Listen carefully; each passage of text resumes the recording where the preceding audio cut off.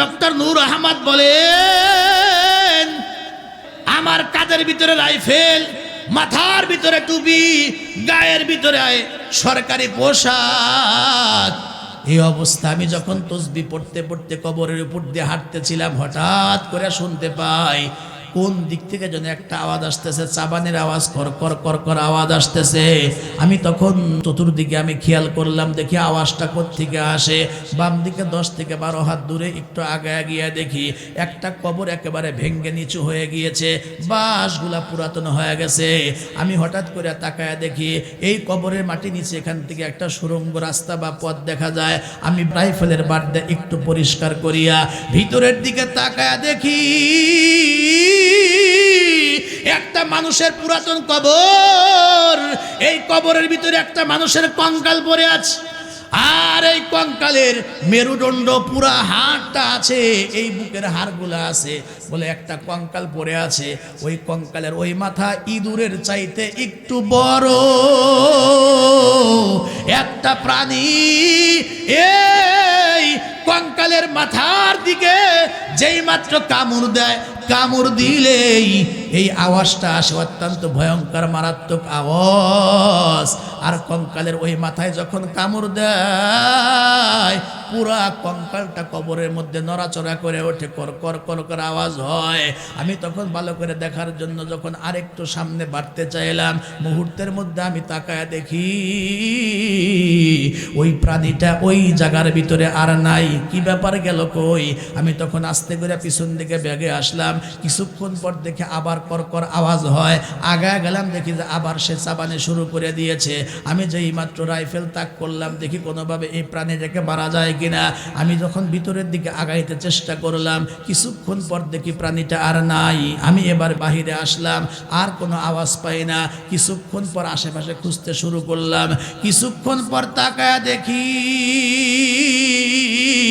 এই প্রাণীটা আমি যেই জায়গা দাঁড়ায়াছিলাম এখান থেকে ঠিক 15-20 হাত দূরে দাঁড়ায়া এইভাবে ছোট্ট একটা প্রাণী, সে রাঙ্গা রাঙ্গা চোখ বানায়া মনে হয় আমার উপরে মারাত্মক ভীষণ সে রাগ করে আমার দিকে তাকায় আছে।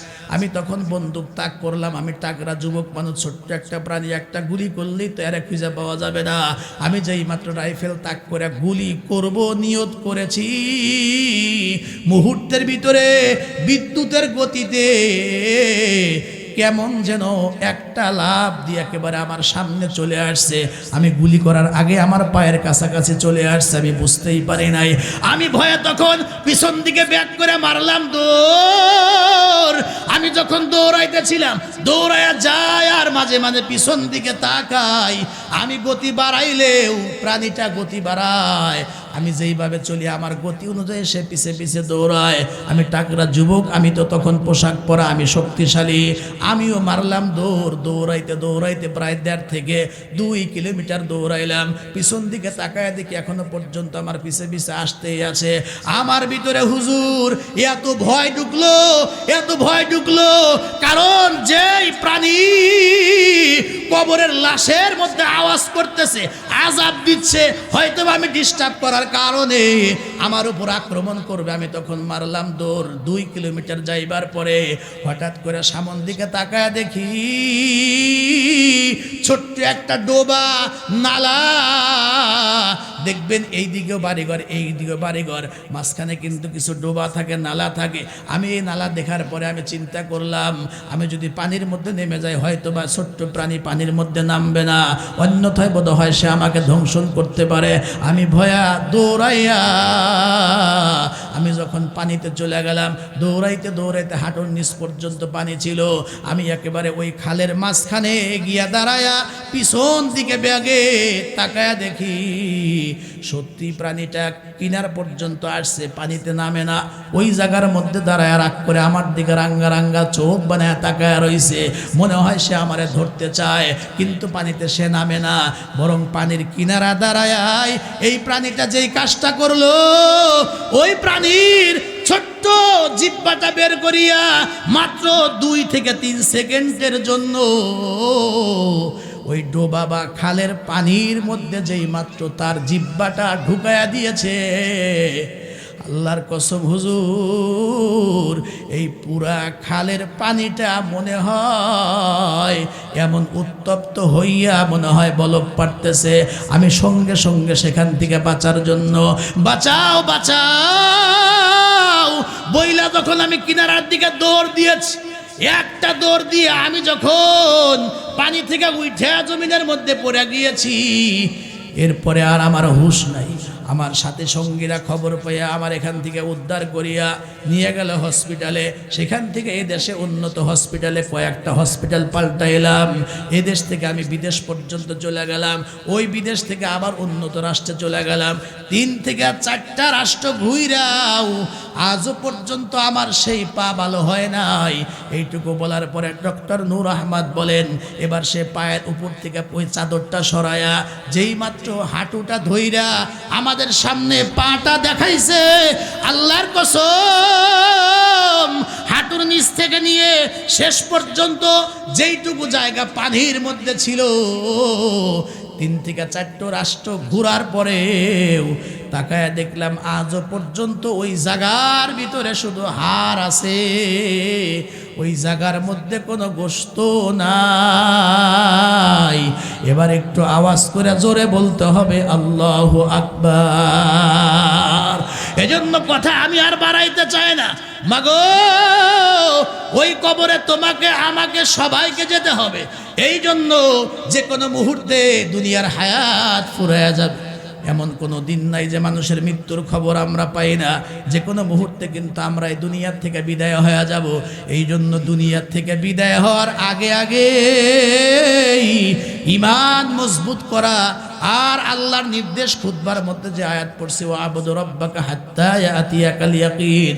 আল্লাহ বলেন তোমরা তোমার রবের, তুমি তোমার রবের ইবাদত করো যতক্ষণ না পর্যন্ত তোমার মরণ হয়, মৃত্যু হয়। আর আমাদের মৌলিক দায়িত্ব বলছিলাম 2টা, নেক আমল করব, ইবাদত বন্দেগী করব, গুনাহ ছাড়ব। কখনো যদি ইবাদত ছুটে যায়, গুনাহ হয়ে যায়, দেরি করব না, সঙ্গে সঙ্গে তওবা করব। জোরে বলেন না কার কাছে? আল্লাহ বলেন তুমি ইবাদত করো তোমার রবের, হাত্তা ইয়াতিয়াকাল ইয়াকিন, যতক্ষণ না পর্যন্ত তোমার মরণ আসে, মৃত্যু আসে, কবরে যাওয়া পর্যন্ত তুমি তোমার রবের ইবাদত করবা। এটা আল্লাহর নির্দেশ তেলাওয়াতকৃত আয়াতে। আমাদের মৌলিক দায়িত্ব হলো 2টা। এটা বলবেন কি মৌলিক দায়িত্ব কয়টা? 2টা। 1 নাম্বার হইল আল্লাহর ইবাদত করা, আর আল্লাহ রাব্বুল আলামিনের নাফরমানি ছেড়ে দেওয়া। কথাটা আবার বলছি, সহজ করে বলি, ইবাদত করা, নাফরমানি ছাড়া, ভালো কাজ করা, খারাপ কাজ ছাড়া, ভালো কাজ ধরা আর হলো খারাপ কাজ ছাড়া। এই 2টা হলো আমাদের মৌলিক দায়িত্ব। পৃথিবীর কোনো মুসলমান, কোনো মুমিন যদি এই 2টা মৌলিক দায়িত্ব পালন করতে পারে, দেখে দেখে ভালো কাজগুলি করে, আর যত রকমের নাফরমানি আছে, গুনাহের কাজ আছে, এগুলা থেকে নিজেকে বাঁচায় রাখে, এই লোকটার নাম আল্লাহ রাব্বুল আলামিন তার ওলিদের খাতার ভিতরে মুত্তাকিদের তালিকার মধ্যে আল্লাহ রাব্বুল আলামিন তার নামটা উঠায় দেন। সুবহানাল্লাহ। তবে কখনো যদি মানুষ চলতে চলতে এই 2 দায়িত্ব পালন করতে করতে হঠাৎ যদি আবার ব্যতিক্রম হয়, অর্থাৎ গুনাহ হয়ে গেছে, ইবাদত ছুটে গেছে, তাহলে মুত্তাকিদের তালিকা থেকে নামটা কেটে যায়, রাস্তা থেকে নিচে পড়ে যায়। বান্দা যখন আবার তওবা করে, তওবা করার সাথে সাথেই আবার আল্লাহ রাব্বুল আলামিন তার গুনাহটা মাফ করে আবার আল্লাহ তাআলা লাইনে উঠায়া দেয়, আবার মুত্তাকিদের তালিকা উঠায়া দেয়। জোরে বলেন সুবহানাল্লাহ। পৃথিবীতে যত নাফরমানি আছে, প্রত্যেকটা গুনাহের কাজের ফলাফল 2টা, কিছু মজা আছে আবার কিছু সাজাও আছে। তবে সত্যি কথা হলো মজাটা একেবারে কম, অল্প টাইম, সাজাটা অনেক বেশি।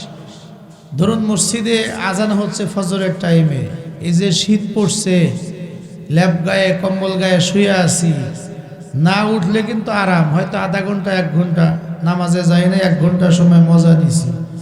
বলেন তো এই যে ফজরে যে গেলাম না, সাজা যখন হবে তখন কি 1 ঘন্টাই হবে? কথা বলেন না কেন?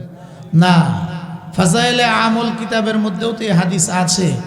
এক ওয়াক্ত নামাজ যদি কেউ ইচ্ছাকৃত কাজা করে 2,88,00,000 বছর ও বান্দাকে জাহান্নামের আসামি হয়ে জাহান্নামে জেল খাটতে হবে। একটু জোরে কর নাউজুবিল্লাহ। মজা কম কিন্তু সাজাটা অনেক বেশি। এই পৃথিবীতে 3 ধরনের মাখলুক আছে। আল্লাহ রাব্বুল আলামিন 3 ধরনের মাখলুক সৃষ্টি করছেন। এদের মধ্যে আল্লাহ পাক সৃষ্টিগতভাবেই 3 ধরনের কোয়ালিটি আল্লাহ দিয়া বানাইছেন। 3 ধরনের মাখলুক, এর মধ্যে এক ধরনের মাখলুক এমন আছে যারা গুনাহের শুধু মজাটাই বোঝে কিন্তু সাজা বোঝে না। যেমন গরু ছাগল, এরা শুধু অপরাধ করতে পারে কিন্তু সাজাটা এরা কিছুই বোঝে না। 2 নম্বরে হলো নূরের তৈরি ফেরেশতারা, এরা গুনাহের মজা বোঝে না কিন্তু আল্লাহর ক্ষমতা, আল্লাহ সাজা দিতে পারেন, সাজাটা কিন্তু খুব ভালো বোঝে।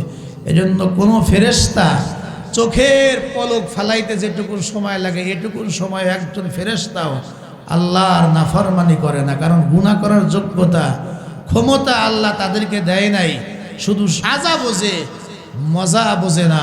পৃথিবীতে 3 নম্বর আর এক ধরনের মাখলুক আছে, এরা গুনাহের মজাও বোঝে সাজাও বোঝে। এদের নাম হলো ইনসান। এরা হলো সৃষ্টির সেরা জীব। এই মানুষ যদি গুনাহ করার শক্তিও তাদের মধ্যে আছে, নেক আমলের ক্ষমতাও তাদের মধ্যে আছে, গুনাহ করার মজাও বোঝে আবার সাজাও বোঝে, কিন্তু এই মানুষ যদি গুনাহ করার শক্তিটাকে দমন করে নেক আমল করে, আল্লাহ বলেন এদের দাম আমি নূরের তৈরি ফেরেশতাদের চাইতেও এদের দাম 1,00,000 কোটি গুণ আমি আল্লাহ বাড়ায়া দেব। একটু জোরে বলেন না সুবহানাল্লাহ। যখন আল্লাহ মানুষ বানাবেন ফেরেশতাদের সঙ্গে পরামর্শ করছেন, আর আল্লাহ রাব্বুল আলামিন সূরা বাকারার মধ্যে ওই কথা আল্লাহ নোট করছেন, ইয ক্বালা রাব্বুকা লিল মালাইকাতি ইন্নী জাইলুম ফিল আরদি খলিফা ক্বালু আতাজআলু ফিহা মান ইউফসিদু ফিহা ওয়া ইয়াসফিকুদ দিমা নাহনু নুসাব্বিহু বিহামদিকা ওয়া নুকদ্দিসু লাক ক্বালা ইন্নী আ'লামু মা লা তা'লামুন। আমার ভাইয়েরা, আমার মা বোনেরা, আমি বলেছি প্রতিটি মুমিনের 2টা মৌলিক দায়িত্ব, আল্লাহর ইবাদত করবে আর আল্লাহর নাফরমানি ছাড়বে। আমি আরো বলেছি প্রত্যেকটি গুনাহের 2টা করে ফলাফল, কিছু মজা কিছু সাজা। আমি আরো বলেছি 3 ধরনের মাখলুক আল্লাহ বানাইছেন। এক ধরনের মাখলুক গুনাহের শুধু মজা বোঝে সাজা বোঝে না। 2 নম্বর গুনাহের সাজা বোঝে মজা বোঝে না। 3 নম্বর গুনাহের মজাও বোঝে সাজাও বোঝে। এরা হলো ইনসান। এই ইনসান যখন আল্লাহ রাব্বুল আলামিন বানাবেন, ফেরেশতাদের সঙ্গে আল্লাহ পরামর্শ করেছেন বা ফেরেশতাদেরকে জিজ্ঞেস করেছেন। ফেরেশতারা ডেকে ডেকে বলে, আল্লাহ দরকার নাই, পৃথিবীতে মানুষ বানায়া যদি পাঠায়া দাও, এরা তোমার নাফরমানি করবে, রক্তপাত ঘটাবে, মারামারি করবে, বিশৃঙ্খলা করবে, দরকার নাই খামাখা মানুষ বানায়া। নাহনু নুসাব্বিহু বিহামদিকা ওয়া নুকদ্দিসু লাক। ও প্রভু, যদি তোমার ইবাদত করা লাগে আমরা আছি, তোমার জিকির করার জন্য, তোমার প্রশংসা করার জন্য, তোমাকে সেজদা দেওয়ার জন্য, তোমার তাসবিহ আর তোমার নামের জিকির করার জন্য আমরা ফেরেশতারা আছি, মানুষ বানানোর দরকার নাই। আল্লাহ কথা না বাড়ায়া বলে দিলেন, ইন্নী আ'লামু মা লা তা'লামুন। আমি আল্লাহ যা জানি তা তোমরা জানো না। সুতরাং ফাইনাল সিদ্ধান্ত, বনি আদম মানুষ ইনসান আমি আল্লাহ বানাবো, এটাই ফাইনাল সিদ্ধান্ত। সুবহানাল্লাহ। আমি আল্লাহ যা জানি তা তোমরা জানো না, এটার ব্যাখ্যা হইল, তোমরা যে বলতেছো মানুষ ফিতনা করবে, মারামারি করবে, গুনাহ করবে, নাফরমানি করবে, আর তোমরা ফেরেশতারা করো না, তো তোমরা যে গুনাহ করবা, গুনাহ করার পাওয়ার আর যোগ্যতা ক্ষমতা তো তোমাদের দেই নাই, গুনাহ করবা না এটাই তো স্বাভাবিক। এটা আমি আল্লাহর ভালো লাগে না। এখন আমি এমন এক মাখলুক বানাবো যাদের গুনাহ করার শক্তিও আছে, নেক আমলের শক্তিও আছে। এরা যদি নেক আমল করে আর গুনাহ করার শক্তিটাকে দমন করে, আমি আল্লাহর ভয়ে এদের সম্মান ইজ্জত তোমরা নূরের তৈরি ফেরেশতাদের চাইতেও এদের সম্মান ইজ্জত আমি আল্লাহ আরো বেশি বাড়ায়া দেব। এটা মুসলমানের আওয়াজ দা জোরে কন্যা সুবহানাল্লাহ। অন্ধ সে বলে আমি পর নারী দেখি না, ওটা কবিরা গুনাহ। বলেন অন্ধ যে পর নারী দেখে না ঠিক আছে, কিন্তু হ্যাঁ কি পুরস্কার কেউ দিবে? তুমি দেখবা কেমনে? তোমার তো দেখার যোগ্যতাই নাই, তুমি তো কানা, অন্ধ, দেখতে পাও না। পক্ষান্তরে ওই যুবক, ওই যুবতী, ওই আল্লাহর বান্দা যার দৃষ্টি শক্তি সম্পন্নওয়ালা, ইচ্ছা করলে দেখতে পারে, পরিবেশও আছে, খারাপ কিছু দেখলে দেখতে পারে, চক্ষুষ্মান, আবার পরিবেশও আছে।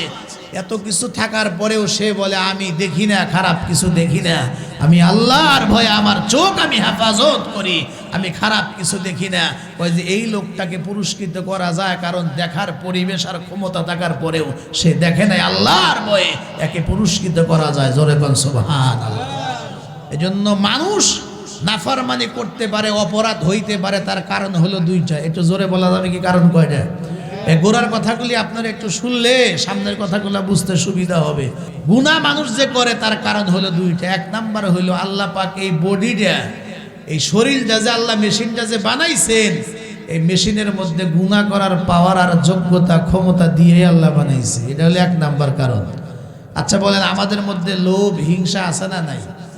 এছাড়াও আমাদের মধ্যে অহংকার আছে, এরপরে রাগ আছে, গোসা আছে। গুনাহ করার সব ধরনের যোগ্যতা আল্লাহ মানুষের মধ্যে দিছে। যে যেই মেশিনের মধ্যে গুনাহ করার পাওয়ার আল্লাহ দিছে, সেটা তো হঠাৎ করে হয়ে যাইতেই পারে। কথা ঠিক কিনা? এক। আর দুই নাম্বার হইল, যেদিন থেকে আল্লাহ পৃথিবীতে মানুষ পাঠাইছেন, পাশাপাশি আর একজনরে পাঠাইছে এই মানুষগুলারে ধোকা দিতে হে আইছে। এর নাম কি? ইবলিস। জোরে কন্যা, তার নাম কি?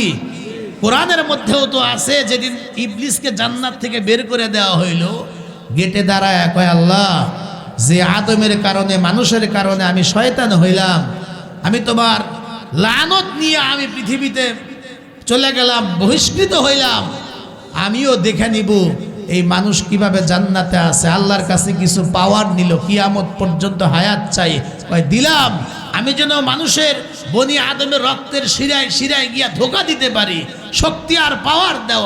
আল্লাহ কয় তাও দিলাম। কোরআনের আয়াত, ইবলিস আল্লাহর সামনে দাঁড়ায় কয় এইবার দেখে নিব। কোরআনের মধ্যে আছে, ইবলিস ডাক দিয়া বলে আল্লাহ, আমি এই বনি আদমকে ডান দিক থেকে, বাম দিক থেকে, সামন থেকে, পিছন থেকে, চতুর্দিক থেকে আমি আদম সন্তানদেরকে ধোকা দিয়ে দিয়ে আমি জাহান্নামের উপযুক্ত বানায়া এরপরে দুনিয়া থেকে বিদায় করাবো।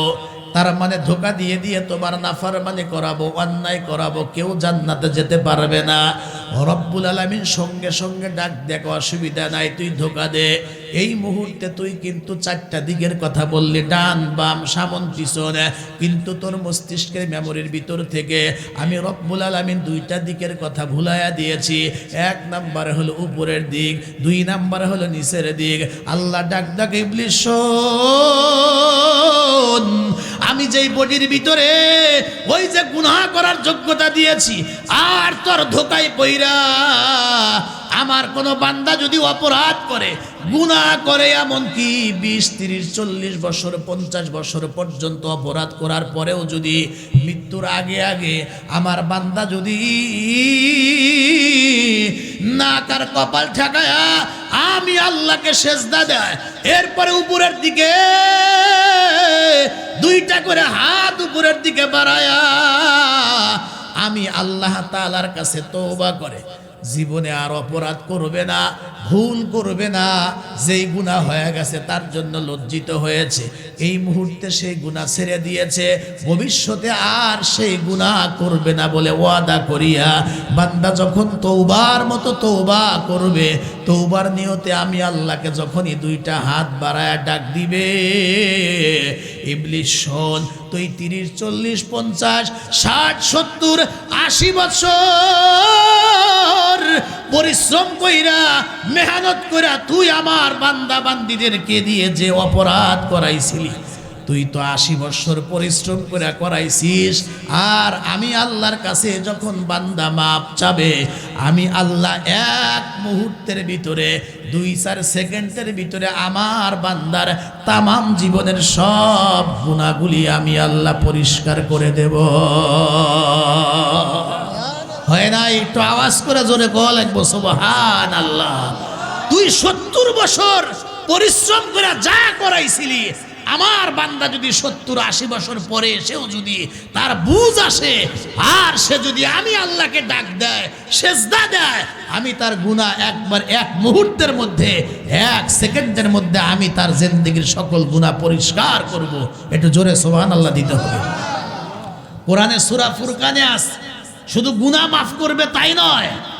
আপনারা বলুন, আমাদের দেশের সরকারি নিয়মে কেউ যদি জেল খাটে, ধরেন 2 বছর জেলে ছিল, 2 বছর পরে সে জামিন হয়েছে অথবা বেকসুর খালাস, যেটা আমাদের দেশে হয় 12 বছর আটকায় রাখছে, 12 বছর পরে ছেড়ে দিছে। কয় যে অভিযুক্তে বা যে অপরাধে তারে গ্রেপ্তার করা হয়েছিল, কাজ দিয়ে তো দূরের কথা, বহু দূর দিয়েও এর সাথে সে সম্পৃক্ত ছিল না। কথা কন না? কথা ঠিক কিনা? তাহলে 12 বছর যে তার জীবন থেকে শেষ করে দিলেন, এটার দায়ভার কে নেবে? যেটা আঙ্গ বাংলাদেশে হয়। কথা কন না? কথা ঠিক কিনা? কোনো ব্যক্তি যদি জেল খাটে, ধরেন মামলার জেল খেটেছে, দেখবেন যে লোকটা যদি বেকসুর খালাস হয়, তারপরে দেখবেন তার নামটা কিন্তু পুরাতন খাতার মধ্যে, সরকারি রেজিস্ট্রি খাতার মধ্যে কিন্তু থেকেই যায়। কোনো দিন যদি আবার তার ব্যাকগ্রাউন্ড দেখা লাগে, যেই টান দিবে দেখবে 17 বছর আগে এই লোকটা 2 বছর 3 মাস 10 দিন 5 ঘন্টা জেল খেটেছিল। কথা ঠিক কিনা? তার নামটা থেকে যায়। কিন্তু আল্লাহ বলেন, আমি আল্লাহর নজরে যে আসামি, যে অপরাধী, গুনাহগার, সে যদি তওবা করে, তওবা করার সাথে সাথে শুধু তার গুনাহটা মাফ করি না, প্রথমে সাদা কালি দাগে গুনাহটাকে মুছি। দেখেন না, গুরুত্বপূর্ণ কোনো কাগজে অথবা কোনো খাতায়, অফিসের কোনো লেখালেখির মধ্যে ভুল হইলে ওইটা আগে সাদা কালি দাগে মুছে। শুধু মুছলেও কিন্তু বোঝা যায় যে ভুলটা মুছছে, ঠিক আছে, কিন্তু নিচে বোধহয় কোনো অপরাধ ছিল। কথা ঠিক কিনা? নিচে কোনো ভুল বোধহয় ছিল। এই জন্য প্রথমে মুছে দেওয়ার পর ওই জায়গায় রাইট যেটা, সত্য যেটা, ওই জায়গায় ওই লেখার পরেও কিন্তু বোঝা যায় এখানে কিছু ছিল। কিন্তু আল্লাহর নজর ভিন্ন। বান্দা যখন তওবা করে, প্রথমে সাদা প্রুফ দিয়ে তার জীবনের গুনাহটা একেবারে আগে পরিষ্কার করা হয়, এরপরে ওই গুনাহের জায়গায় আল্লাহ নেকি দিয়া ভরাট করে দেয়। একটু আওয়াজ করে জোরে কোন সুবহানাল্লাহ। ইল্লা মান তাবা ওয়া আমানা, قال الله تعالى إلا من تاب وآمن وعمل عملا صالحا فأولئك يبدل الله سيئاتهم حسنات। রব্বুল আলামিন বলেন, কেউ যদি তওবা করে, আমি আল্লাহর দিকে ফিরে আস, ঈমান আনছে, আল্লাহর দিকে ফিরে আসছে, এখন নেক আমল শুরু করেছে, ওই যে ওয়াবুদু রাব্বাকা হাত্তা ইয়াতিয়াকাল ইয়াকিন, বান্দা তওবা করে এখন ইবাদতের দিকে ফিরে আসছে, রব্বুল আলামিন বলেন ফাউলাইকা ইউবাদদিলুল্লাহু সাইয়্যাতিহিম হাসানাত। শুধু তার জীবনের গুনাহগুলি আমি আল্লাহ মাফ করে দেই না, বরং বান্দার গুনাহগুলি আমি আল্লাহ রব্বুল আলামিন নেক দিয়া, সব দিয়া আমি আল্লাহ গুনাহগুলি পরিবর্তন করে দেই। একটু জোরে বলেন সুবহানাল্লাহ। ক্বালা নবিয়্যু সাল্লাল্লাহু আলাইহি ওয়াসাল্লাম, ক্বালা নবিয়্যু সাল্লাল্লাহু আলাইহি ওয়াসাল্লাম, আত-তাইবু মিনাজ যামবি কামাল্লা যামবালাহু। পয়গম্বর বলেন, কোন গুনাহগার যখন তওবা করে, আল্লাহর দিকে ফিরে আসে, তার জীবনের গুনাহটা আমার আল্লাহ এমন ভাবে মাফ করে দেন, কেমন যেন বান্দা এই গুনাহটা অতীতে কখনো করেই নাই। একটু জোরে বলুন সুবহানাল্লাহ। বান্দা যখন তওবা করে আল্লাহ যখন মাফ করে দেয় তার নামটা কোথাও থাকে না, গুনাহের লেশ পর্যন্ত থাকে না। ফেরেশতাদেরকে না জানায় আল্লাহ বান্দার জীবনের গুনাহ শুধু মাফ করেন না, ফাউলাইকা ইবাদদিলুল্লাহু সাইয়্যাতিহিম হাসানাত, ওই গুনাহগুলিকে আল্লাহ তাআলা হাসানা দিয়া নেক দিয়া আল্লাহ রাব্বুল আলামিন বদলায়া দেন। একটু জোরে বলেন না সুবহানাল্লাহ। বান্দা যখন অপরাধ করার পরে আল্লাহর দিকে ফিরে আসে আল্লাহ এত খুশি হন। এটা বুঝাইতে গিয়ে আল্লাহ রসুল একটা ঘটনা বলছেন যেটা মুসলিম শরীফে স্থান পেয়েছে। আল্লাহ রসুল বলেন, এক ব্যক্তি মরুভূমি 2 মাস পথ চলবে, তো মরুভূমি, লোকালয় নাই, বাড়ি ঘর নাই, লোকজন কিচ্ছু নাই, দোকানপাট, শুধু মরুভূমি আর মরুভূমি। আর ওই যুগে উটকে বলা হয়তো মরুভূমির জাহাজ। আল্লাহর নবী বলেন, এই লোকটা উটের পিঠে তার 2 মাস চলবে, খাদ্য পানীয় যা লাগে সব কিছু উটের পিঠে চাপায়া লোকটা রওনা করছে। অর্ধেক যাইবার পরে কোনো এক জায়গায় উটের পিঠ থেকে খাদ্য সামগ্রী নামায়া লোকটা গাছের নিচে বৈশা পানাহার করছে, খানা পিনা করে এগুলো আবার মাল সাবান উটের পিঠে উঠায়া দিয়া লোকটা চিন্তা করে একটু পরে আবার রওনা দেই, মাত্রই খেয়েছি, কাইলুলা করার জন্য গাছের নিচে বিশ্রাম করার জন্য মাত্র শুইছে গাছের ছায়া। শুইতে দেরি, তার ঘুমাইতে দেরি হয় নাই। বলেন না ঘুম দেওয়ার মালিককে? বহু মানুষ তেমন আছে ট্যাবলেট খায়ও ঘুম হয় না, বহু ধনী মানুষ আছে এসি রুমেও ঘুম হয় না। আবার আমাদের গরিব কিছু মানুষ আছে দেখবেন যে যাত্রী নাই বা প্যাসেঞ্জার নাই, রিক্সা নিয়ে ভ্যান নিয়ে বের হইছে, ওই বট গাছের নিচে হ্যান্ডেলের উপর দিয়ে 2 পা দিয়া ইটের মতো শক্ত বালিশের সিটকে মাথার নিচে দিয়া মাত্র শুইছে। 5 মিনিট পরে দেখবেন মশা মাছে আশেপাশে যাওয়ার কোনো সুযোগ নাই, নাক ডাকানির ঠেলায়। কথা কন না, কথা ঠিক কিনা? তাহলে একজনের রাস্তাঘাটেও ঘুম হয়, সুন্দর ঘুমাইতে পারে, আবার এসি করা রুমেও অনেকের ঘুম হয় না। বোঝা গেল ঘুম দেওয়ার মালিক একজন। একটু জোরে কন না, তিনি কে? কিছু কিছু মানুষ আল্লাহ এত ঘুম দিয়েছে, লোকটা শুইছে তো ঘুমায় গেছে। আল্লাহ কিছুক্ষণ পর যখন গাছের পাতার ফাঁক দিয়া সূর্যের কিরণ তার কপালে গিয়া লাগছে, ঘুম ভেঙে গেছে। লোকটা ঘুম থেকে জাগ্রত হয়েই দেখে উটটা নাই। সম্ভাব্য সকল জায়গায় তালাশ করে উট যখন পায় নাই, লোকটা তো দিশেহারা। এখন যদি আমি ব্যাগে যাই তাও তো প্রায় 1 মাস, গন্তব্যে গেলেও তো 1 মাস। হেঁটে হেঁটে মরে লাভ নাই, জায়গায় থাকি। চিন্তিত মনে যখন বসা আছে, চোখ দুটা বন্ধ করে চিন্তা করতেছে, হঠাৎ করে ঝাঁকি দেওয়া যেই চোখ দুটা খুলছে, তাকাইতেই দেখে হারিয়ে যাওয়া, পালিয়ে যাওয়া উটটা ওই আগের অবস্থায় সব কিছু নিয়ে ওই আগের অবস্থা তার পাশে এসে দাঁড়িয়ে আছে। একটু আওয়াজ দেয় বলেন না সুবহানাল্লাহ। আল্লাহর হাবিব সাহাবায়ে কেরামদেরকে জিগাইলেন, চিন্তা করো সাহাবীরা, লোকটা কি পরিমাণ খুশি হবে, কি পরিমাণ খুশি হবে। নবী বলেন, এত খুশি হয়েছে এই লোকটা উপরের দিকে হাত দুটা বাড়ায়, আল্লাহ কি যে দয়া করলা, কত বড় বিপদ থেকে যে বাঁচাইলা, আর দয়া তো করবাই, কারণ আমি যে তোমার রব আর তুমি যে আমার গোলাম। বাক্য কি ঠিক আছে? সম্পূর্ণ পাল্টে দিছে। কেন? বেশি খুশি হওয়ার কারণে। অনেক সময় মানুষ কিন্তু কথা ঘুরে ফেলায়, কথা কন না, কথা ঠিক কিনা? এটা ইচ্ছা করে বলে নাই, খুশির বেশি হওয়ার কারণে বলছে। আল্লাহর বান্দারা কথাগুলি খুব ভালো করে বুঝবেন। এই ঘটনা বলার পরে আমার আপনার পয়গম্বর দুনিয়ার মানুষকে মেসেজ দেয়, ও আমার উম্মতেরা শোনো, এই লোকটা হারিয়ে যাওয়া, পালিয়ে যাওয়া উটটাকে ফেরত পাইবার পরে এই লোকটা যেরকম ভাবে খুশি হয়েছে, আল্লাহর কোনো বান্দা অথবা বান্দি, কোনো নারী বা পুরুষ যদি 10 বছর 20 বছর 15-20 বছর নাফরমানি করার পরেও যদি এই লোকটার বুঝে আসে, এই লোকটা যদি তওবা করে, অর্থাৎ আল্লাহর দিকে ফিরে আসে, আল্লাহর কাছে বলে, মালিক গুনাহ করেছি, অপরাধ করেছি, মাপ চাই, তওবার শর্তগুলা মেনে যদি বান্দা তওবা করতে পারে, আল্লাহর নবী বলেন ওই লোকটা হারিয়ে যাওয়া উটটাকে ফিরে পাইয়া যেরকম খুশি হয়েছে, আমার আল্লাহ রব্বুল আলামিন তার চাইতে 1000 1000 গুণ বেশি খুশি হইয়া গাফফার নামের আলোক রোশনি দিয়া এই বান্দার জীবনের সকল গুনাহগুলি মাফ করে দিয়া আমার আল্লাহ একটা টান দিয়ে এই বান্দাকে রহমতের কোলের মধ্যে উঠায় নেয়। একটু জোরে বলতে হবে সুবহানাল্লাহ। ও ভাইরা, কথাগুলি খুব ভালো করে বুঝবেন। এই ঘটনা আমরা প্রত্যেকে শুনছি। আল্লাহর একজন বান্দা, একজন না দুইজন নয়, 99 জন মানুষকে খুন করে ফেলেছে। চিন্তা করেন কত বড় গুনাহগার। 99টা খুন করার পরেও সে চিন্তা করে আমার জন্য কি তওবার দরজা রাস্তা খোলা আছে কিনা। এই কথা জিজ্ঞেস করার জন্য একজন পণ্ডিত বা একজন আলেমের কাছে গেল। অল্প শিক্ষা অল্প বিদ্যা ভয়ঙ্করী, এরকম অল্প কিছু জানে এমন কিছু আলেমের কাছে গিয়ে জিজ্ঞেস করলো, হুজুর আমি যে 99টা খুন করে ফেলেছি, আমার জন্য কি তওবার কোনো রাস্তা আছে কিনা, ক্ষমার কোনো পথ আছে কিনা?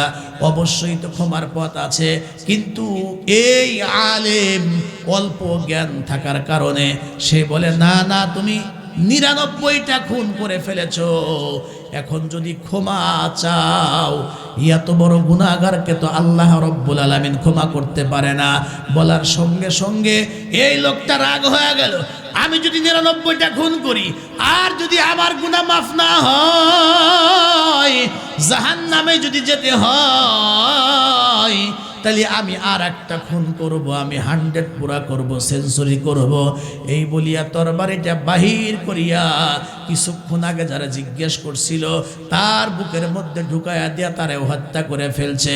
99টা আরো একটা 100 খুন করার পরে এরপরে লোকটার নিস্তারা নাই, শান্তি নাই। হঠাৎ করে জানতে পারলো ও অমুক জায়গা বিজ্ঞ আলেম আছে, সে সমাধান দিতে পারবে, তার কাছে গেলে তওবা নসিব হবে। ওই জায়গা তওবার পরিবেশ, ওই তওবার পরিবেশে যাবে এই নিয়ত করে এই লোকটা যেই মাত্র রওনা করেছে, হাঁটতে হাঁটতে হাঁটতে হাঁটতে হঠাৎ করে মৃত্যু কার কোন সময় আসে কেউ তো বলতে পারে না। ওই জায়গায় তওবার নিয়তে রওনা করার পরে রাস্তার ভিতরে লোকটা হঠাৎ করে জমিনের মধ্যে পড়ে গিয়ে এই দুনিয়ার থেকে বিদায় হয়ে যায়। কিন্তু বিদায় হওয়ার আগে আগে এইভাবে বুক ধাক্কায়া ধাক্কায়া আরো কিছু সামনের দিকে যাওয়ার চেষ্টা করে।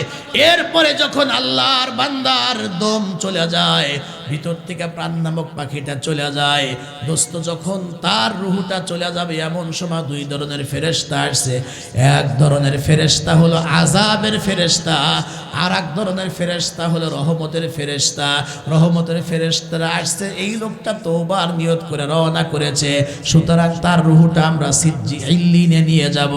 আর গজবের ফেরেশতারা বলে না না, এখনো পর্যন্ত যেহেতু এ বান্দা তওবা করার সুযোগ হয় নাই, সুতরাং তার রুহুটা আমরা নিয়ে সিজ্জিনে জমা দিয়ে দিব। আল্লাহ রব্বুল আলামিন এই 2 দল ফেরেশতার দ্বন্দ্ব মিটানোর জন্য আল্লাহ তৃতীয় আরেক দল ফেরেশতা পাঠায়া দিল। আর এই ফেরেশতা এসে বলে, শোনো, ঝগড়া করিও না, দাঁড়াও, আমিও আল্লাহর পক্ষ থেকে এসেছি, আল্লাহ পাক আমাকে শিখিয়ে দিয়েছেন এই লোকটা যেখান থেকে রওনা করেছে আর তার গন্তব্য যেই জায়গায় যাবে, যেই জায়গায় সে ইন্তেকাল করেছে, এখান থেকে তার রওনা দেওয়ার জায়গাটা মাপা হবে, আর যেই জায়গা তার গন্তব্য ওই জায়গাটাও মাপ দেওয়া হবে। যেই জায়গায় কম পাওয়া যাবে ওই দিকেই তার ফয়সালা হবে। ও দোস্ত, যদিও এই লোকটা রওনা করে মাত্র কয়েক কদম সামনে গিয়েছিল, তারপরে ইন্তেকাল হয়ে গিয়েছে। ফেরেশতারা মাপ দিয়া দেখে যেখান থেকে রওনা করেছে, যেখানে গিয়ে লাশটা পড়ে আছে, আর যেই জায়গা যাবে ওই জায়গার তুলনায় আল্লাহ অটোমেটিক এই জায়গাটা টেনে লম্বা করে দিয়া যেখান থেকে রওনা করেছে এই পাশটায় আমার আল্লাহ বড় বানায়া তারে মাফ করে দেয়। রওনা যে করছে আসলে এই পাশে অল্প গিয়েছে, যেই মাপ দিয়েছে, মাপ দেওয়ার পরে দেখা গেল যেখান থেকে রওনা করেছে এই পাশটা একটু বড় আছে, সুতরাং যেহেতু এই পাশটা একটু বেশি সে চলে গিয়েছে, আল্লাহর সিদ্ধান্ত হইল এই লোকটাকে মাফ করে দেওয়া হলো এবং তার রূহটা রহমতের ফেরেশতারাই নিয়ে ইল্লিয়িনে জমা দিবে। একটু জোরে বলেন না সুবহানাল্লাহ। তওবা করে নাই, তওবা করতে রওনা করেছে, আল্লাহ পাক তাকেও মাফ করে দিয়েছেন। এজন্য কবরস্থানের মাহফিল আমরা যে কোনো মুহূর্তে আমরা কিন্তু এই দুনিয়া থেকে বিদায় হব। এজন্য রাত দিন 24 ঘন্টায় আমরা প্রতিনিয়তে আমরা অপরাধ করি, গুনাহে লিপ্ত আছি, তওবা আমরা করি না। অথচ যেই নবীর আগের পিছের সকল অপরাধ আল্লাহ অগ্রিম ক্ষমা ঘোষণা করছেন, ওই নবীও প্রতিদিন 100 বার করে ইস্তেগফার করতেন, তওবা করতেন। এই উম্মতকে শিখানোর জন্য পয়গম্বর যদি 100 বার করে ইস্তেগফার করে, তাহলে আমার আপনার জন্য কি পরিমাণ তওবা করা উচিত একটু চিন্তা ভাবনা করার দরকার। একটু জোরে বলেন না, আছে না? অন্যথা আমার যুবক ভাইয়েরা, আমার মা বোনেরা, মাইকের আওয়াজ কি তোমাদের কান পর্যন্ত যায়? মা ভালো করে তোমরা কথাগুলা শুনো, অন্যথায় যে কোনো মুহূর্তে কিন্তু আমার আর আপনার কিন্তু সামনে আজরাইল দাঁড়ায়া যাবে।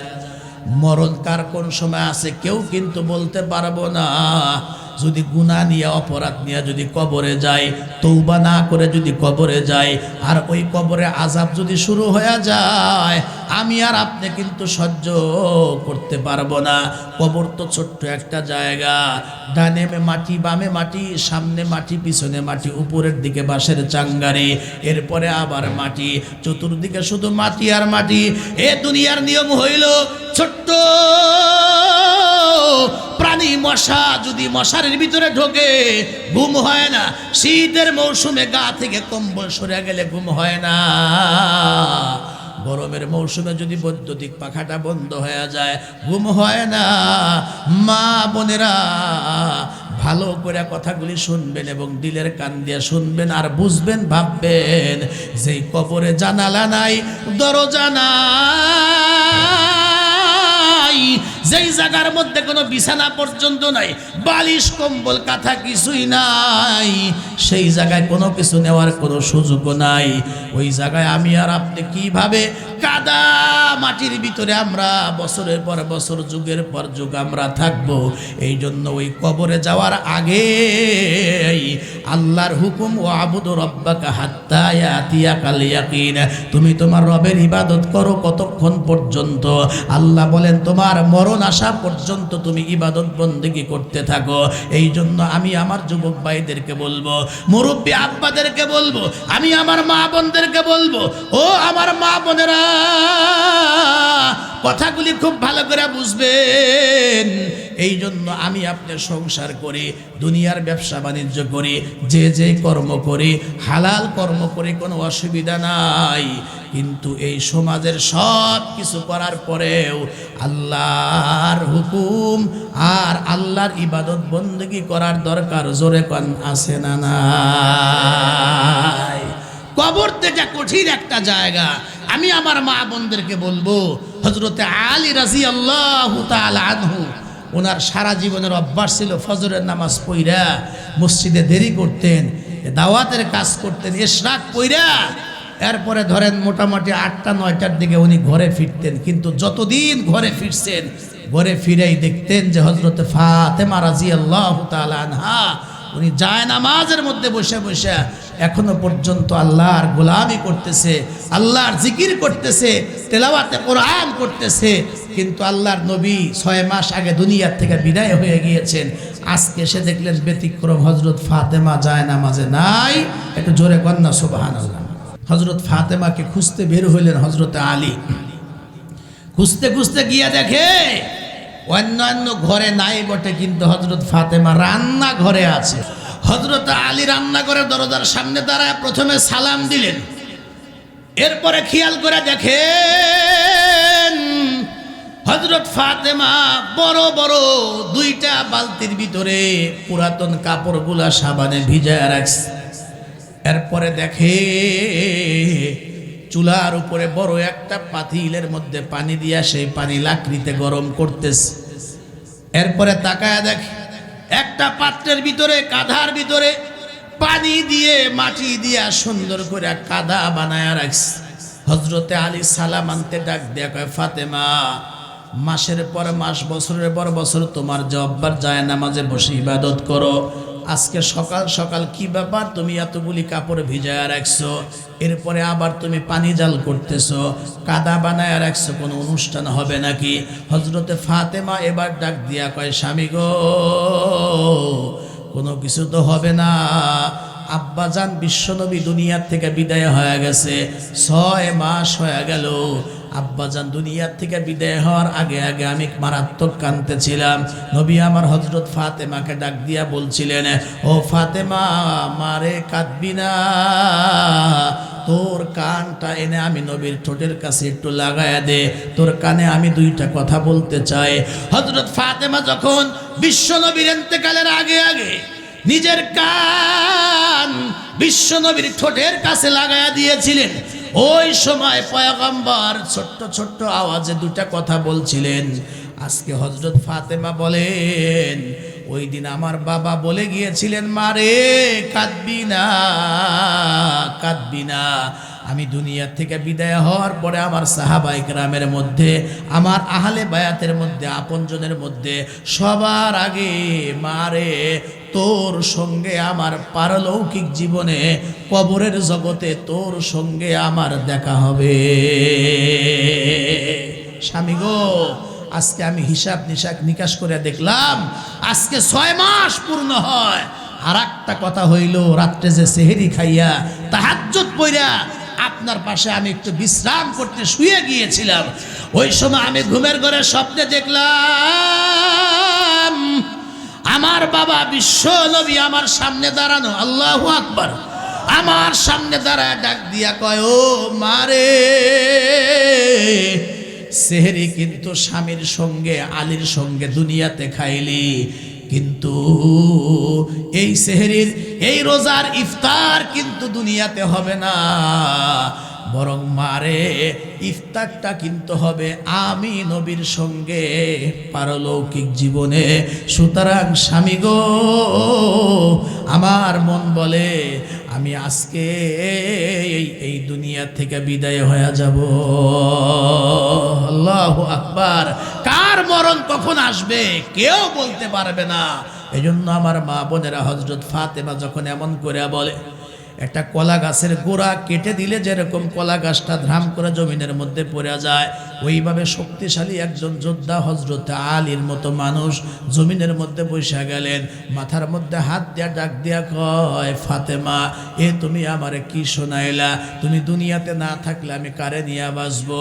বলো, হাসান হুসাইন তোমার সন্তানগুলি কারে মা বলে ডাক দিবে? হযরত ফাতেমা রাদিয়াল্লাহু তাআলা আনহা ডেকে ডেকে বলে, ও স্বামী গো, কুল্লু নাফসিন যায়িকাতুল মাউত, যার মধ্যে জীবন আছে তাকেই তো মরতে হবে, মৃত্যুর হাত থেকে কেউ বাঁচতে পারবে না।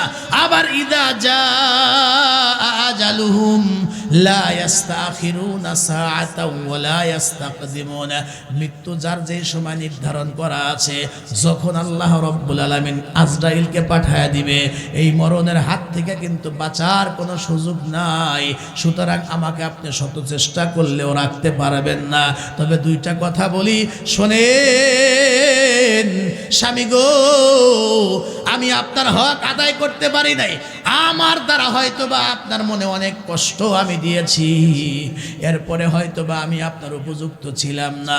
হযরত ফাতেমা হযরতে আলীর সামনে দাঁড়ায় ডাক দিয়া কয়, স্বামী গো, দয়া করে মেহেরবানি করে আমারে আপনি মাফ করে দিবেন।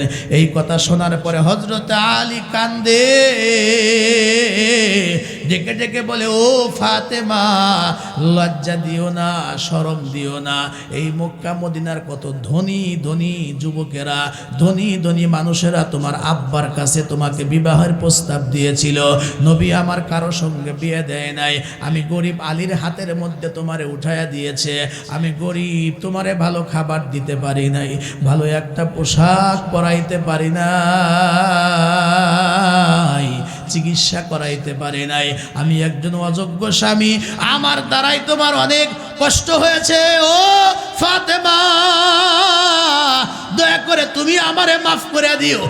একজন আর একজনকে ধইরা যখন কান্নাকাটি করতেছিল, হযরত ফাতেমা ডাক দিয়া কয়, এই যে সাবানে কাপড় চোপড় ভিজায় রাখছি, ঘরের সকল কাপড়গুলা পরিষ্কার করে দিয়ে যেতে চাই।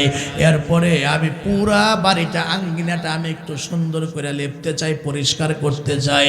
এরপরে সবচাইতে বড় কথা হইল, আমার এই হাত দিয়ে এর আগে কতদিন যে আমি আপনারে গোসল করাইছি, হাসান হোসাইন রেও গোসল করাইছি, কিন্তু আমার মনের ইচ্ছা আজকে আমার জীবনের শেষবারের মতো আমার স্বামীকে আমি ডইলা ডইলা গোসল করাবো।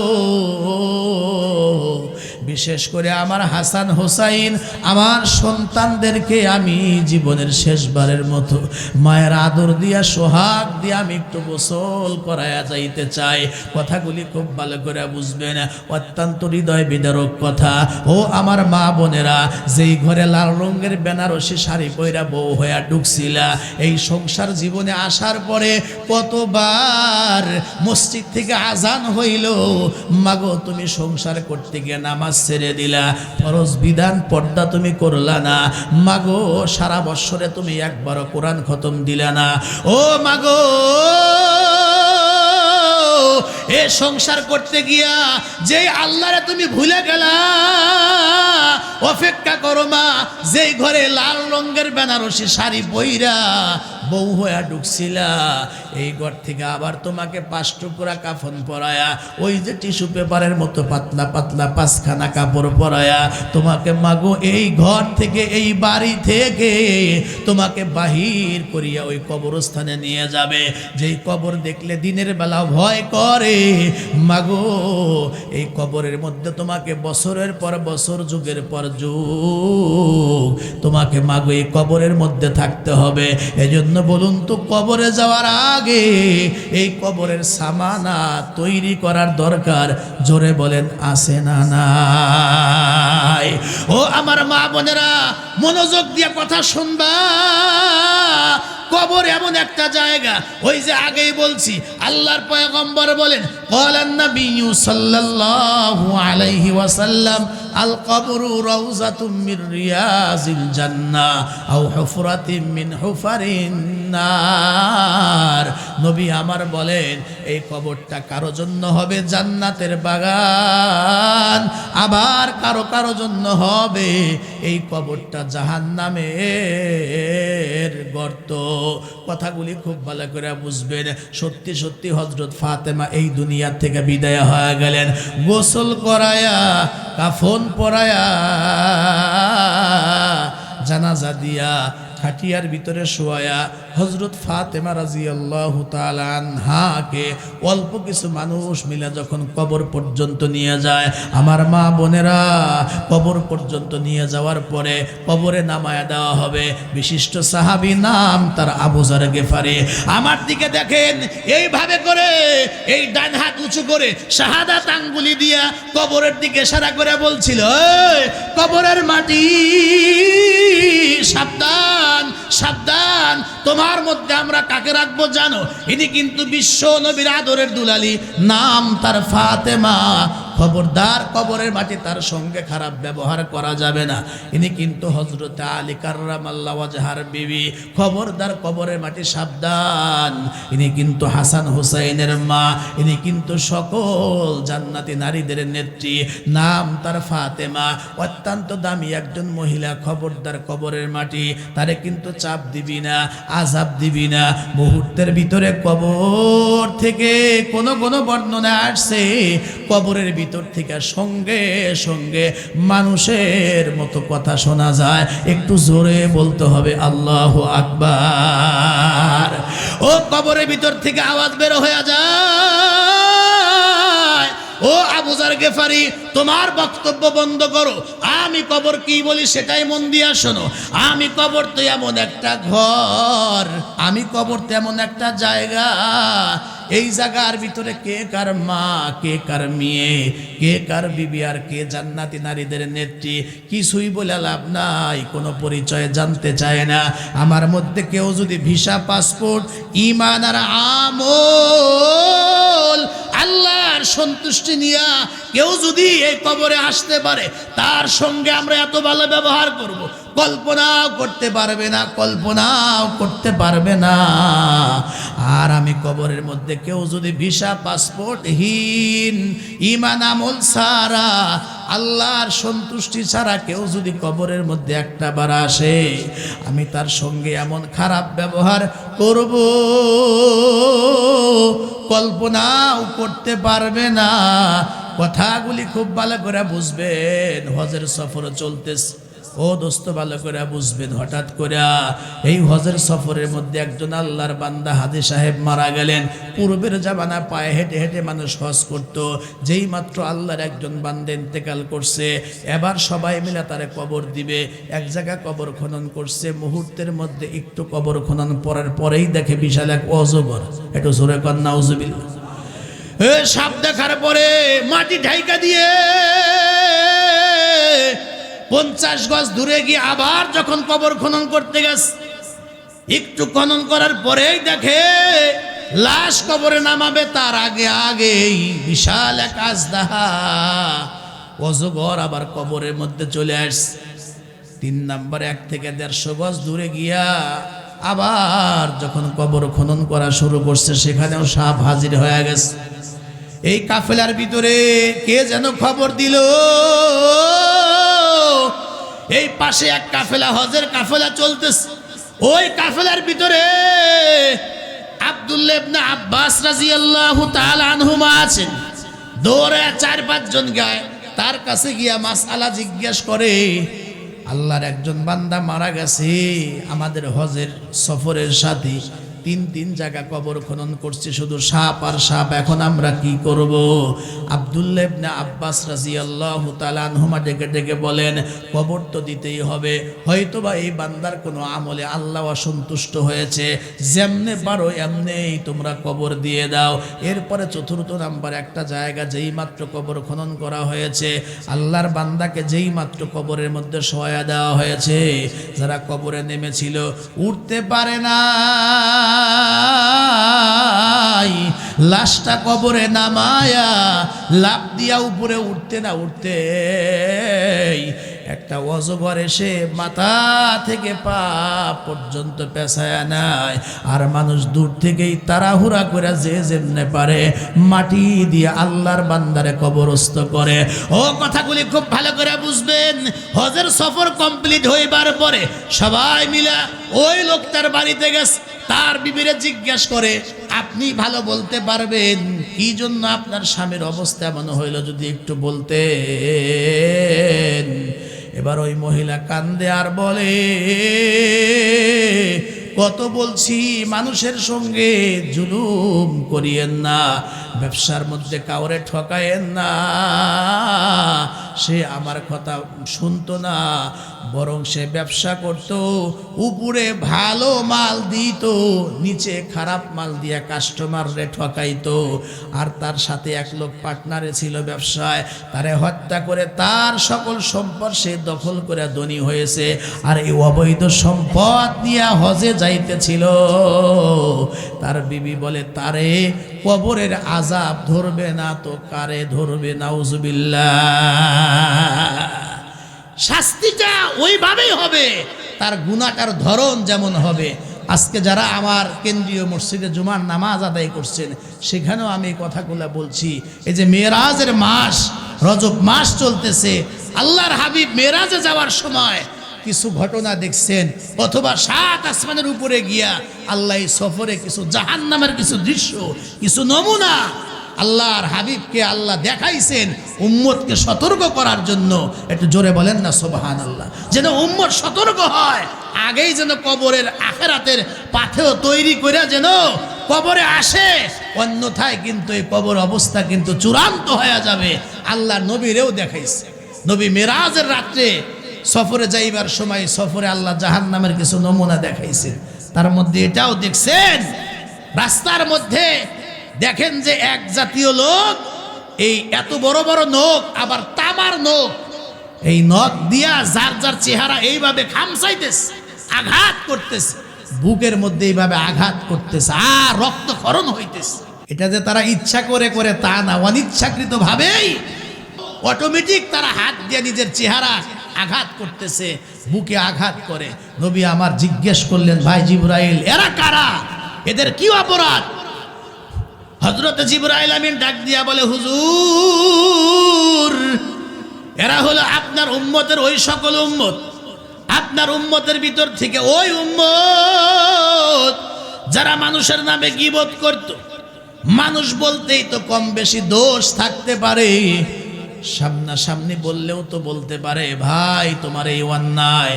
আবার যার দোষটা ধরবে তারও উচিত হবে যদি যুক্তিসঙ্গত কোনো দোষ হয় সেখান থেকে ইসলাহ হওয়া, সংশোধন হওয়া।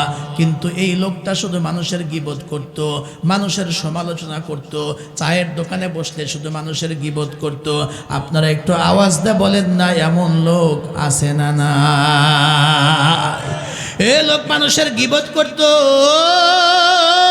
কারো গীবত করা মানেই হইল মানুষের গোশত খাওয়া। আল্লাহ কোরআনে হাকিমের মধ্যে বলছেন, নিষেধ করেছেন।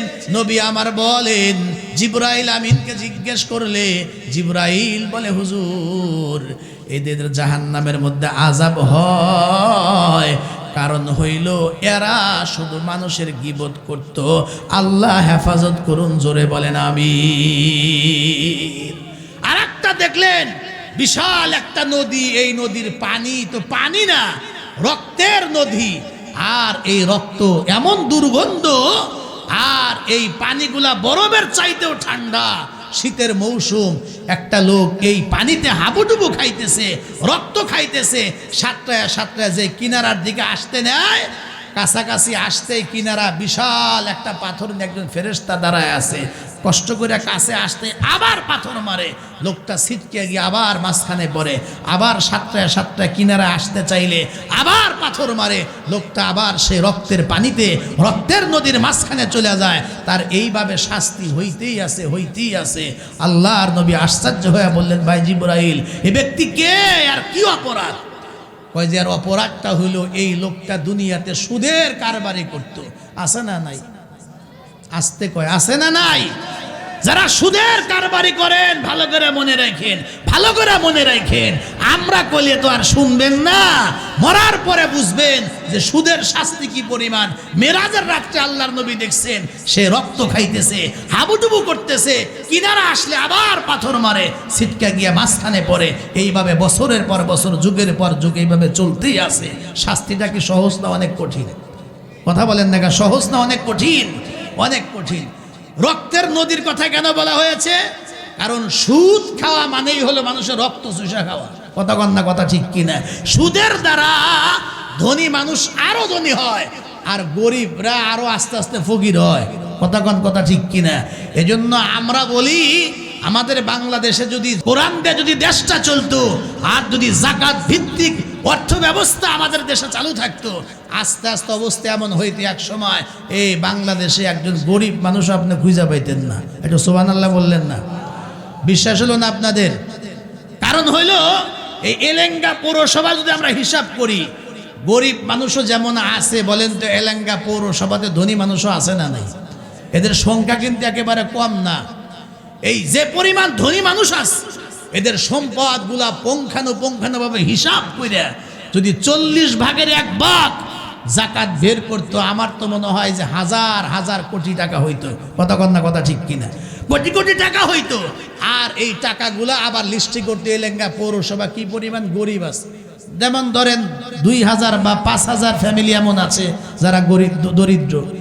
এই জাকাতের টাকা থেকে তাদেরকে 2 লাখ 3 লাখ 5 লাখ করে এমন এভাবে দিত যেন সে একটা ব্যবসা করতে পারে, এমন কিছু করতে পারে। এরকম মোটা অঙ্কের টাকা দিয়ে দিয়ে ধরেন 500 ফ্যামিলিকে এই বছর ধনী বানায় দিল। আগামীতে কিন্তু এই 500 ফ্যামিলি কিন্তু জাকাত ওরা দিবে আর খাবে না। কথা কন না, কথা ঠিক কিনা? আঙ্গুর দেশে দেয় লাম সাল, ওই যে কিছু কিছু দেয়, দেখা যায় 10 20 100 200 500 1000 টাকা দেওয়া হয়। এটা খায় আবার এসে লাইনে সিরিয়াল দেয়, আবার দেন। কথা কন, কথা ঠিক কিনা? এই দরিদ্র মানুষ সরানো যাচ্ছে না। এটা একমাত্র জাকাত ভিত্তিক অর্থ ব্যবস্থা চালু হইলে সম্ভব। এবছর 500 ফ্যামিলি, পরের বছর 300 ফ্যামিলি, এরপরে বছর আবার 200 ফ্যামিলি। এইভাবে করতে করতে একসময় দেখা যাবে এলেঙ্গা পৌরসভা আর গরিব লোক নাই। আমরা যেমন পৌরসভায় দেব, এইভাবে সারা দেশে যখন দেওয়া শুরু হবে সরকারিভাবে, এক সময় দেখবেন দিতে দিতে এই দেশে আর গরিব লোক খুঁজে পাওয়া যাবে না।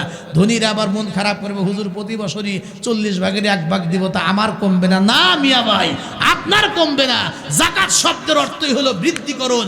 যে জাকাত দিবে তার সম্পদ আল্লাহ হেফাজত করবে এবং তার সম্পদ কখনো কমবে না, আল্লাহ আরো বৃদ্ধি করে দিবে। একটু জোরে কন্যা সুবহানাল্লাহ। বিশ্বাস হয়? বিশ্বাস হয়, কিন্তু আমরা লতি ছাড়বো না, আমরা শিকড় ছাড়বো না। ওই যে 1500 ফিট উপরে বেড়াইতে গিয়া হাঁটতে ছিল ওই পাহাড়ের চূড়া দিয়ে, হঠাৎ করে কুয়াশায় ভিজাতো পা পিছলে উপর থেকে গড়াইয়া পড়তেছে। আর বাঙালির অভ্যাস হলো মরতে মরতেও বাঁচতে চায়, তো গড়াইয়া আসতে আসতে 1500 ফিট উপরে হঠাৎ করে এক গাছের শিকড় বের হয়ে আর এক গাছের সঙ্গে পেঁচাইয়া রয়েছে, ওই লতা এইভাবে ধরছে। তো হঠাৎ করে লোকটা ঝুলে গেছে উপরে 350 ফিট উপরে যাইতে পারে, নিচে তো আরো আপনার হলো প্রায় 1100 থেকে 1200 ফিট নিচে, ছাড়তেও পারে না, উপরে উঠতেও পারে না, ঝুলে রয়েছে লতার সঙ্গে বা শিকড়ের সঙ্গে। আপনারা বলেন তো বিপদটা কি কম না অনেক বেশি? আরো জোরে গন। আল্লাহরে ডাকে, আল্লাহ ও আল্লাহ বাঁচাও। আমাদের অভ্যাস হলো বিপদে পড়লে মানুষ আল্লাহ আল্লাহ করে। করুণা আসছিল না গো, হাইরে মানুষ আল্লাহ আল্লাহ করলো, করুণাও বিদায় হয়ে গেছে। ওই লোকগুলার মসজিদে খুঁজেই পাওয়া যায় না। কথা কন না, কথা ঠিক কিনা? কত মানুষ আল্লাহ আল্লাহ করছে, যেই করুণা চলে গেছে দেখবেন আল্লাহরে মানুষ ভুলে গেছে। বিপদ দিলে মানুষ আল্লাহরে ডাকে, আল্লাহ বাঁচাও। আল্লাহ গায়েব থেকে ডাক দেখে, ও বান্দা বাঁচাবো। তো ঠিক আছে, তা আমার প্রতি তোর বিশ্বাস আছে? কি পরিমাণ আছে? 100% আছে, কারণ তুমি বাঁচাইতে পারবা বলে আল্লাহ তোমারে আমি ডাকছি, তোমারে 100% আমি বিশ্বাস করি। আল্লাহ এবার ডাক দেখা, যদি বিশ্বাসই করস তাহলে লতা ছেড়ে দে, শিকড় কি কর, শিকড় ছেড়ে দে। এই লোকটা কয় না, শিকড় তো ছাড়া যাবে না। কথা কন না, কথা ঠিক কিনা? তার মানে আল্লাহর প্রতি অগাধ বিশ্বাস আছে, কিন্তু শিকড় ছাড়বে না, লতা ছাড়বে না। আমার আপনার বিশ্বাসটা হলো ওই পরিমাণ। নামাজ পড়লে আল্লাহ বরকত দেয়। নামাজের সময় দোকান বন্ধ রেখে 20 মিনিট টাইম লস করে নামাজ পড়লে আল্লাহ ব্যবসায় বরকত দেয়। জাকাত দিলে সম্পদ কমে না, বরং সম্পদ আল্লাহ বাড়ায়া দেয়। কিন্তু আমরা এটা মুখে যদিও স্বীকার করি, বাস্তবে কিন্তু আমরা এটা করি না, কারণ আমরা শিকড় ছাড়তে রাজি নই। জোরে কন্যা, কথা ঠিক কিনা? আমাদের ঈমান আর ইয়াকিন ওই পর্যায়ে পৌঁছে নাই। সত্যি যদি কেউ বছরে 40 ভাগের 1 ভাগ জাকাত দিয়ে দিত, সুদ ছেড়ে দিত, জাকাত ভিত্তিক অর্থ ব্যবস্থা চালু থাকতো, আল্লাহ পাক তার সম্পদ বাড়াবে। এমন কি আজকে আমি আমার মসজিদে বলেছি, এক ইহুদি মহিলা এই খবর শুনছে, জাকাত দিলে নাকি সম্পদ আল্লাহ হেফাজত করে। মুসলমান হয় নাই, কিন্তু হে জাকাত দেয় মহিলা, গোপনে গোপনে দেয়। যে মুহাম্মদ কইছে দেখি, যদি না হয় তাহলে মুহাম্মাদের খবর আছে, মনে মনে ধারণা করে রাখছে।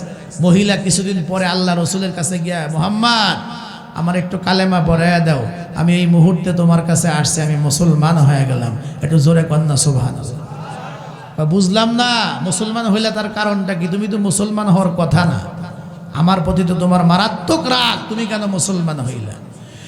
এ মহিলা এবার ডাক দিয়া বলে, মুহাম্মদ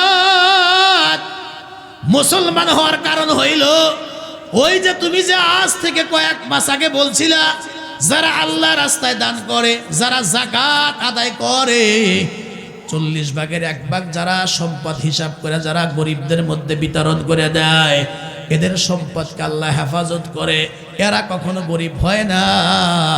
পরীক্ষা করার জন্য ওই দিন থেকে আমি প্রতি বছরে 40 ভাগের 1 ভাগ আমি জাকাত বের করে গরিবদের মধ্যে আমি দিয়ে দেই। পৃথিবীর কেউ জানে না, কিন্তু জাকাত দিলে সম্পদ হেফাজত করে, তা আমি হারে হারে টের পেয়েছি। বলে কিভাবে?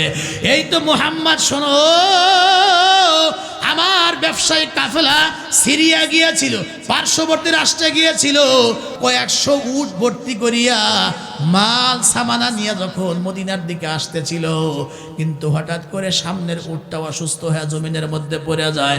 সঙ্গে সঙ্গে জমিনের পিছনের সবগুলো উটগুলা জমিনের মধ্যে বসে যায়। প্রায় 3 থেকে 4 ঘন্টা হয়ে গেল, 4 উটটা দাঁড়ায় না, সুস্থ হয় না। 3-4 ঘন্টা পরে যখন প্রথম উটটা দাঁড়ায় সামনের দিকে রওনা করেছে, এবার সবগুলি উট দাঁড়ায় দাঁড়ায় পিছে পিছে আসতেছিল। হঠাৎ করে 2-3 কিলোমিটার সামনে যাইতেই দেখে কান্নাকাটির আওয়াজ, কান্নাকাটির আওয়াজ। জিজ্ঞাসা করে কি হয়েছে? কই ভাই এই 3 ঘন্টা ব্যাপী এই জায়গার ভিতরে ডাকাতি হইছে, আমাদের সকল সম্পদগুলা ডাকাত দল নিয়ে গেছে। এর দ্বারা বুঝলাম আমি যে যাকাত দেই আমার সামনের উটটাকে আল্লাহ অসুস্থ বানায়া ওই ডাকাতির হাত থেকে আমার সম্পদ হেফাজত করছে। আমার কথা বিশ্বাস হয়েছে, আর দেরি করতে চাই না। ও মোহাম্মদ, হাতটা আগাও। আমি এই মুহূর্তে কালেমা পড়লাম আর আমি হয়ে গেলাম মুসলমান। কথা লম্বা করতে চাই না, খুব ভালো করে কথাগুলি বুঝবেন। আল্লাহর নবী বলেন, আমি যখন জিবরাইলকে জিজ্ঞেস করলাম, ও ভাই জিবরাইল, কি অপরাধ এই লোকটার এইভাবে কেন রক্তের নদীর ভিতরে হাবুডুবু খায়, কিনারা আসলে ফেরেশতা পাথর মারে, আবার সিটকা মাঝখানে চলে যায়, কি অপরাধ? আল্লাহর নবী বলেন, অপরাধটা হইল এই লোকটা দুনিয়ার ভিতরে সুদের সাথে জড়িত ছিল। আল্লাহ হেফাজত করুন, একটু জোরে বলুন আল্লাহুম্মা আমিন। এই জন্য আমি আর কথা লম্বা করতে চাই না। আমার মা বোনদেরকে বলবো, মাগো, এই জন্য আমাকে আর তোমাকে কবরে যাইতে হবে। হযরত ফাতেমার কবর থেকে যদি আওয়াজ আসতে পারে, কবরের মধ্যে কে আসবো তা আমি দেখব না। ভিসা আর পাসপোর্ট, ঈমান আর আমল নিয়ে যদি কবরের মধ্যে আসে তাইলে ভালো ব্যবহার পাবে, অন্যথা অবস্থা চূড়ান্ত হবে।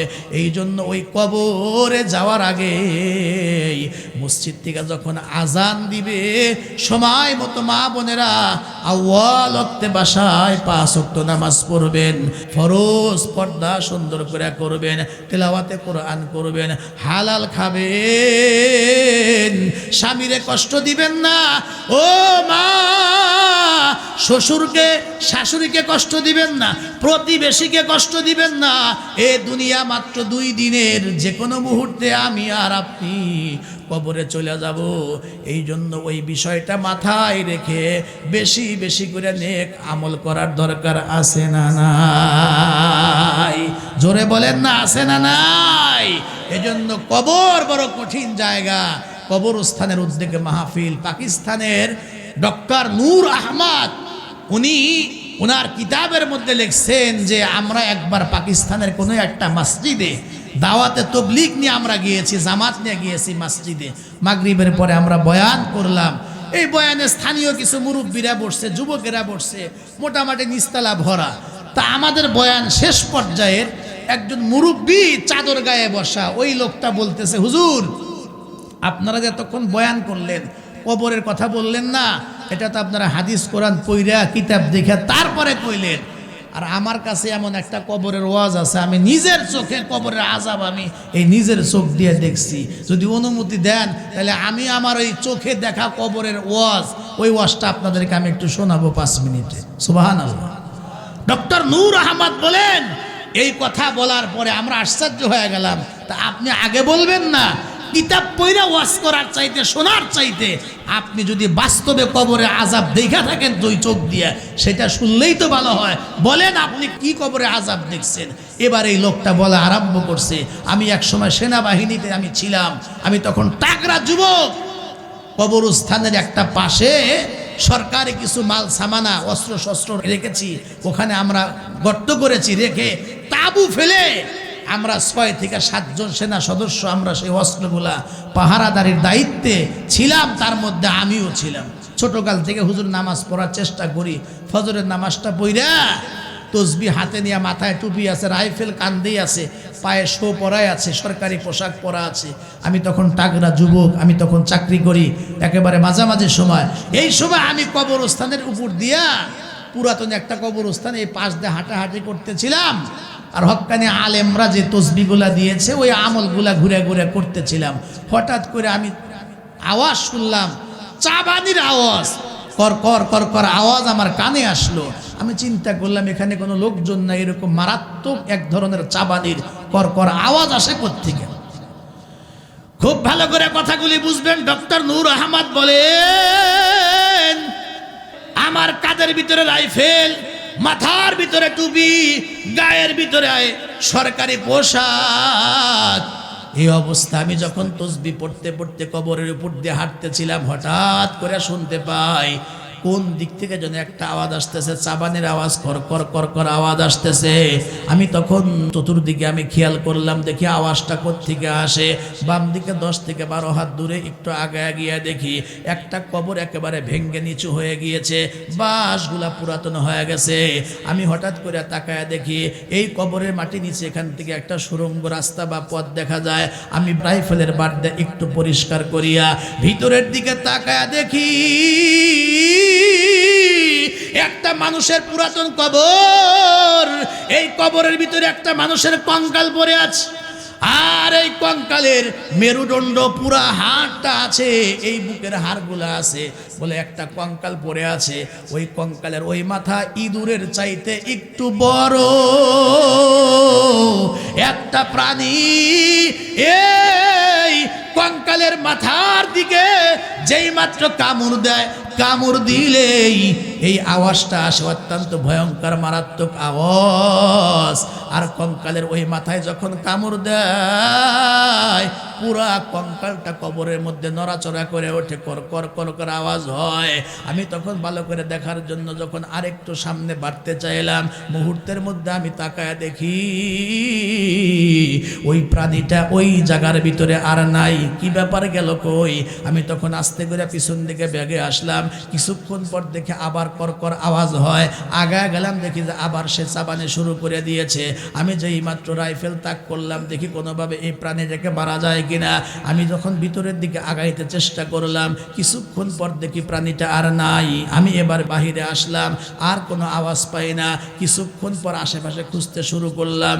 কিছুক্ষণ পর তাকায় দেখি